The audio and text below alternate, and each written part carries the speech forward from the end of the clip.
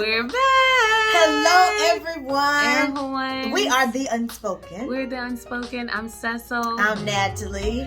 And this is where we talk about the unspoken messages and things that people miss in communicating. Yes. You know, often in situations, it's like, did I miss something? What did I miss? You did. Yeah. Yeah, you did. You did. And so we're going to be talking about part 2 of Ready to Love Reunion. Lots of... That was extra juicy. Listen. That was hilarious, too.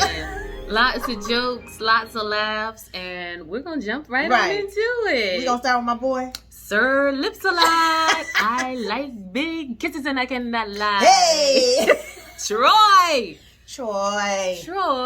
started out, in my opinion, based on what they filmed, wrong. He just started out wrong. You can't, he was just player. And that turns me off. He was Mr. Vacation. You're going to take everybody on a vacation. Like he had the same it's the same pickup line, like at a club or something. For and you everybody. you just used that line. I was at a gym. Somebody hit on me one day. I guess I changed my hair and my face and everything. He used the exact same line. Listen. The next day. Ooh, you already tried it, Troy. That it. reminded me of Troy. You tried it. Yeah. So the unspoken is just this affection. It's disingenuous. Yeah. Right? Yeah. If, like Amber said, if it's a greeting, call it a greeting that you greet people. Right. But you're offering everybody vacation. No. Like, hello, my name is Troy. Can we go on a vacation? Really? Would you mind if I take you on a vacation? He just trying to. People get trying too hard. Flued out. Yeah. I want to be. He tried too hard, no. And that's a turn off when you try too hard to impress someone. That means you're not being yourself. Right. So I need you to be yourself. So Troy, I think that's why he got booed off, because I don't even know we met the real Troy. I don't think so. No. It's be yourself. Be yourself, yes, people. Yes. And affection too soon, too quickly can definitely seem disingenuous. And you want to be authentic. You want to be transparent. And so, don't do like Troy. Don't do that. Don't do like Troy. So we kind of touched a little bit on David. He want all the passwords, your Grubhub, your Google Drive, your email, your voicemail. Everything. David. Too soon, boo. Too soon. What Stacy said was, when you build trust, it's no big deal. Right. It's no, babe, can I use your phone? Yeah, my password is 22222. Right. But we just get to know each other, and you talking about password. Boy, get up my face.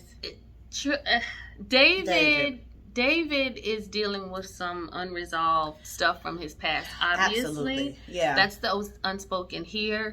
When you bring your baggage in about mistrust, this is a new person, a very new person, a clean slate. Yes, and you shouldn't look at this new person with old eyes, like the old trauma or hurt from your past. Right. It should be, this is a new person, and I'm not going to look at them based on what somebody else did. And that's exactly what he's done. Now, he's been married 2 or 3 times. 2 times, I think. I think at least I think 2. Twice. And the first one, they were married a little longer, and then that ended. But I think they were young when they got married. So that, things happen when you get young. I mean, and things happen in past relationships. Right. And that's why it's important to take the time. Go to therapy, unpack that stuff, have an understanding of what went wrong, what you learned, what you could have learned, whatever. And right? I think he brought the first marriage into the second marriage, and then all of that into this dating experience. When you asking for all of the passwords, and y'all into dating, y'all are dating. That was their first date. That was him and Stacy's first date, according to what we could see. Right. Based on what was aired. And so, please let that be a lesson to you that yes, honesty and trust is everything in a relationship. Absolutely. But you go based on what the person is presenting to you. Right. If they're not being dishonest, or you feel like they're being genuine and authentic and being real with you, right, then take that. Take it. And not assume you need to check behind them and get their emails and passwords. Which is why I think he messed up with Liz. Liz was always, in my opinion, and what she showed, a very genuine, open person, right? And I think he was bringing old stuff, like something might have reminded him, or didn't realize that the process was she's dating other people too. Everybody's dating other people because you're getting to know them. Right. And please hear us and hear us well. In the dating process, you're gathering data. You're gathering information to see if this is going to be a good fit. Right. So, in that, just like you apply for different jobs. Oh, come on, somebody. Right? Yes. And you go on different interviews. Yes. The dating process is very similar. Very. So, you should be dating different people, multiple people. Until you pick the right one, and then you let go of everybody else. Because you can say this one most closely aligns with me and my core values and where I see my life going. Right. This person has strengths where I have weaknesses. Yes. And I have strengths where they have weaknesses. Right. So together we're going to be able to build each other and help each other grow. But yeah. I always got the sense that David was a dictator or a little possessive. Like he something about his how he presented himself made me have that feeling like, okay, what are you really saying? What is the question under the question? I didn't see a lot of humility. No. And so when Tommy is calling him out on certain things, it still comes from a standpoint of explaining rather than saying, I'll take that. That is something that Troy did. He said, you know what? I'll own that. Did. I'll take that.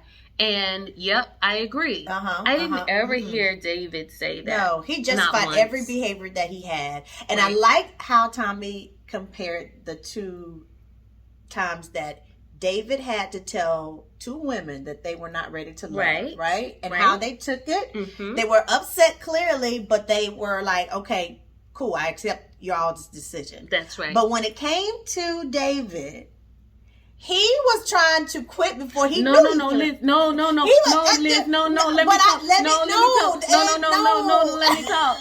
It's like, David, stop. You're not gonna let the lady talk? No. So again, that's a red flag. That's the unspoken. If somebody can't humbly say, you know what, I agree, or I don't necessarily agree, but I take it. I get it. Yes, respect. I understand. I don't think he respected her at all during that. Come on. At the end of the day, regardless of whether you agree or not, have the respect that you want someone to have to you. And the way he responded to Liz, he came up walking. Like, let me tell you something. I just want to tell you. I just want to, and she's like, whoa, hello. Like, no. Honey, he was trying to quit before he got fired. Yes. Which is why I'm glad Liz, because I thought Liz and David were a cute couple. I did too. Until he uncovered her. Yes. In front of his friends. And uncovered who he really was. But again, that old stuff from the past. Yes. Where he's thinking, oh, she's, disloyal. Where you wouldn't have even known the information about her kissing Jason unless she had told you. Right. Which is very loyal, very honest, very genuine, transparent, at that time, authentic. David was her top one. Exactly. Yeah. Exactly. So anyway, enough about David. Bye, David. Get yourself together. Call us if you need some help. Or we can find you somebody in Texas. In your area. Yes, right. Yes, right. yes. And Kyra. Here we go with Kyra again. Kyra, I think, was looking for validation and closure. And I think she has not accepted the fact that somewhere, she can't pinpoint it, but somewhere in the journey between her and Jason, there was a disconnect, and Jason looked other places. And I don't think she's ready to accept that he has moved on and that she could not straddle the fence and have these two men wait for her to figure it out. I think she's still stuck like, why they can't wait? Why shouldn't they wait? Like, And Jason said it best. You wanted me to do something that you weren't able to do. That's it. That's was it. And that's what I had been saying the whole time. Yeah. Is she wanted him to be very clear about what he wanted, and I guess be able to stay in place until she decided. That's it. Stay in place. Stay in place. You wait right here. Right. While I figure this out.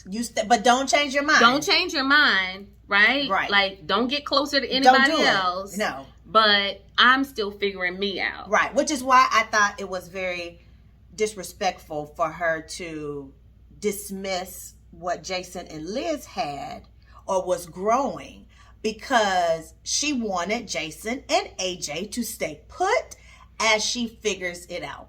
And when Jason was like, no, sis, I'm not going to do that. I'm going to go with someone who has positioned herself to be pursued. I said that is a t-shirt. Position yourself. Position yourself. And he was right. Liz was open and honest about her thoughts and feelings about Jason. Mm-hmm. And she was consistent. She was very consistent in that. And that is why ultimately Jason chose Liz. And I think he was honest about, I have feelings for both of you. Yeah. But in that, Kyra never was able to verbalize, I am leaning more towards this, but I'm still not sure. And I think that is what Jason was saying ultimately. She never was able to say, well, I'm feeling closer to you, or I'm feeling closer that you're more aligned with what I want in a man and what I need in a man, but I'm still, gathering data. I think it would have been different if she had verbalized that. And I think that's what Jason brought up. I was like, Jason, you had a therapeutic moment? He said you're calculated. Yes, you're smart. You're smart. You speak well. I was like, but when it comes to your emotions, you have a brick wall. I said. And expressing those emotions. Expressing how she feels. He read her like Tabitha Brown. He gathered her. And he did it eloquently. Very. It was not disrespectful at all. It was not a put down. It was complimentary. It was. Actually. And enlightening for her to say, if that's what he saw, and that's not what I intended, then maybe I need to look inward and make sure that I'm not showing that to other people. Because I think that's the same position without AJ being able to voice it. But I think AJ was in the same position. You never said what you wanted. I expressed to you what I wanted, and then you expected me to wait for you? He said she expected me to be in that same spot as at the end of the show, where he absolutely chose her. And his heart and his head obviously wasn't there anymore. Because he was like, that hit me tough. And I did. And I could feel the pain. Did you feel it? I was ouch. I didn't realize how much he liked her until he said that. And I was like, wow. Listen, when he wrote that song, baby, I knew. I said, my God, the man that wrote a whole song. Right. He has written a whole song, sis. You don't know? You don't know? You don't realize? And I'm still not clear as to what was the hang up. Like, what was it that she needed from any of the guys to make her feel secure? But she kept saying, I want somebody to cover me. Okay, I get that. But in my line of work, when you say stuff like that, that is too broad that anybody can have a definition for that. You need to be detailed and concrete. What does that look like? How can I show you that so that you can understand that I'm trying to cover you? And she never said that. She never explained what that meant. Yeah, you have to know exactly what that means and be able to tell somebody. That in actions, this is what that means. In words, this is what that means. And she didn't do that. I really do believe that Kyra, along with David, dealing with some old stuff, some old baggage, because she did too continue to say, I want to be sure that they know how to handle me. And what does that mean? And that's what so does broad that mean? too. As if she's been mishandled. Yes. Right? And yes. she's bringing that past experience Yep. of being mishandled into this new situation. And it's not fair. No. And I encourage people that before you get into new relationships, especially if you've been in a long-term relationship, go see a professional, a licensed therapist to help you break down those baggage and make sure that you can see where you went wrong, where the relationship went wrong, where the person went wrong, the red flags that you ignored, so that when you go into your next relationship that you are prepared for that. You're not bringing in. I let a client know, go listen to that song Bag Lady. Bag Lady. It is just like you gonna miss all them bags. Please remember that the bags, you cannot punish somebody new for the person that hurt you in the past. It does not work that way. You cannot. And it gets old because they get tired of being punished for what somebody else has done in the past. Yeah. So that's our take on Kyra. Yeah. That love triangle mess. It's so sad. It is sad. It is sad. So, ooh, what's coming up? Joel and Vernisha. Oh my Lord. I had high hopes. I thought they were one of the cutest couples. Oh, I think we all did. And she said 2 weeks after filming, he changed. Have we all been there? I've been there, but it's always a miscommunication. It's always a breakdown in communication when someone makes that statement, because something had to happen, whether you know it or not, to make that switch. Yeah. And I don't know if Vernisha knew what it was. She just felt what it was. She felt him pulling back. Right, pulling back. Yeah. And she said that, that I guess they stopped kind of talking and hanging out, and that she felt like he was hanging out with other people. Right. And she was hearing that he was dating someone else. Right. We can't stress enough how important communication is. Oh, please have a conversation. Have a conversation if you're feeling something, and that was something that she said. Just let me know so I'll know how to move. Yeah, because if we're going to decide that we're going to date each other, but then we're going to date other people, she said, let me know so I can start dating other people. Right. I was under the assumption that we are dating each other exclusively. And then, so he has been kind of throwing this clinginess around throughout the season, but I don't know if he's ever had that conversation with her. Yeah. And express why he felt that way. And it could be baggage from his previous relationship, because the niece was like, well, you felt the same way about the wife. Well, yes. And again, have a conversation about what your expectations are. So phone communication and all of that. What are the expectations of how we do this? Yeah. Right? Yeah. And especially coming off from a show. Right. Right. Yeah. So it's like, what are the expectations of how often we see each other during the week, if we stay at each other's houses, right? And well, you're making a great point, but I think people just assume that it's gonna naturally. I think that's media and movies, that it's just going to organically come together. No. You gotta talk about it. You gotta talk about what's good for me. Like, a text message during the day to check in, or a phone call to say, hey, what's going on? How are you doing? How's your day? Or, we see each other at least once or twice a week. Right. Let your needs be known. Don't assume that the other person just going to know what you need and what will make you feel connected with that person. You have to have conversations. Exactly. Exactly. And obviously they didn't. They didn't. They really didn't. And I think they're done. I think so, as much as we want them to be together, I think they're done too. Happen. Yeah, Vernisha is like, he's not the man for me. No. And so sad. It's sad. It is really sad. It is. So, but that is what we did. Did we cover everything? I think we did. I think we covered everything. I'm ready to move on to the next show. So before we do that, before we talk about the next show, we have an event coming up.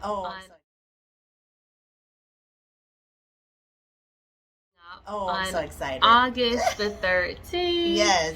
The Unspoken presents speed dating. So for those of you who are in the Raleigh-Durham area, click the link in our bio, get the information about the speed dating event where we're going to be presenting an atmosphere for you to be able to ask some people some questions, connect, and see, hey, is this going to be kind of a good fit? Do I want to get his number? Do I want to continue this conversation? The atmosphere is going to have... And we're going to be there to support you doing this. Yes, you know? Absolutely. We're going to have some sample questions to make sure you get the information that you need. Yes. The atmosphere is beautiful. Let's have some grown-up dating. Yes. Outside, there's going to be some live music that you can kind of hang around and listen to. So come out and have fun. We're gonna be working on our own dating cards for you to have and take on your dates and say, let me make sure that I'm asking the right questions. Right. In my private practice, a lot of people are saying, I don't know if I know what to ask. Right. Or I have trouble asking certain questions. Well, you just kind of play it like a game. Right. You say, you draw a card and I draw a card and we'll ask what's on the card. So it's not so heavy. And it seems fun, and you get the answers and gather the data, because dating is all about gathering data. And even when you're in a marriage, in a committed relationship, you're still gathering data. Still gathering data. So these cards are going to follow you throughout your whole romantic relationship, okay? Yes. So these cards are not just for one situation or another. These are for your singles. These are for those who are in a committed relationship. These are for those who are in a marriage who want to keep it spicy. Yes, because you're always growing, evolving, and changing. Yes. And we want couples to grow and evolve and change together. Absolutely. And learn something new and different about their partner as they continue the journey. Yes. So August 13th, go to the link in our bio. Make sure you click. And I want you to share this link with all your girlfriends and your guy friends so that we can have, because it's going to be a fabulous time. Yes. It's going to be a fabulous time. And we want to meet you. Yes. We want to meet you. So come out. And so, which brings us to Love and Marriage Huntsville. I'm going to see if I can find this clip. I think I can find this extended clip. But this, baby. This season on Love and Marriage Huntsville. I think we probably need assistance in how we parent. Financially, I'm not doing as good. I've been what we call stuck. But you don't get to stop because you have now 5 children. Why are you doing that? Because it's the truth. We're talking about the 4 children that you and I have. You got 5. Then stop. I don't want to talk about that at all. So stop doing it. I'm serious, okay? You got what you want. You want to 5 kids. Yeah, that's it. You're right. Did you get a DNA test? Let's stop talking about Martell Holt's business all the time, because everybody got something going on. Tell me about the rumor, man. What rumor? So you got a baby out here. I forgive you yet, outside child. Would you? Yes. I would divorce you and take everything you can have. It's a choice versus obligation. Do I want to stay in this kid's life, or do I want to keep it moving? Yes, you know Tiffany. I don't. Oh, what's up? I for sure knew LeBaric. And then I met you. I said, oh, didn't I see you yesterday? Your outfit yesterday was so cute. And you were like, that was me. Oh, who was it? I don't know. I still don't know who it was. I got a problem with Miss Melody Hope because she brought this lady, Tiffany. Monster was vaping in the bathroom. Listen, she said Monster vaping. Why you got all this stuff in your room? Put it in the dishwasher. So that's messy already. I'm not Malia, Milani, Mariah, and or Martell. Okay, you're kind of elevating your voice a little bit, Destiny. You don't have to be aggressive with me. You don't have to be aggressive. This is the side that you haven't met, and this is what I don't want you to meet. And I don't want to go there. It's your choice. So calm it's down. Your choice. It's not even on a level yet.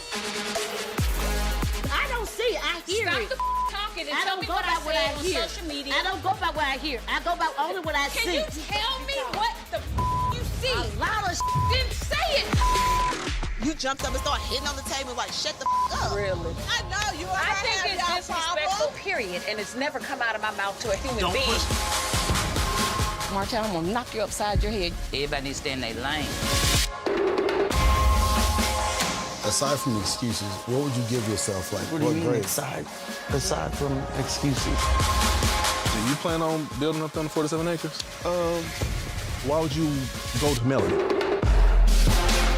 Your ass ain't never built a house. Bye. Oh, I built houses, Martell Holt. This girl in the red dress, I had to go snatch you up. We just haven't been as connected. I feel like, I'm just getting ignored. He knows I can appreciate another woman. So you would have a threesome? If you called Maurice, he'd give you a name. You know, I shot my video the other day. That bull. Go ahead. That's rude as hell. Don't mention that you shot a video about a song about your ex-husband. That we got 4 kids together. And my song ain't just about you. You and my kids walking around the house singing that song 2 years ago. Shut up. Let's just take a break for a second. You planned our divorce. My neck hot song. I'm talking down. My neck hot song. I'm going at it.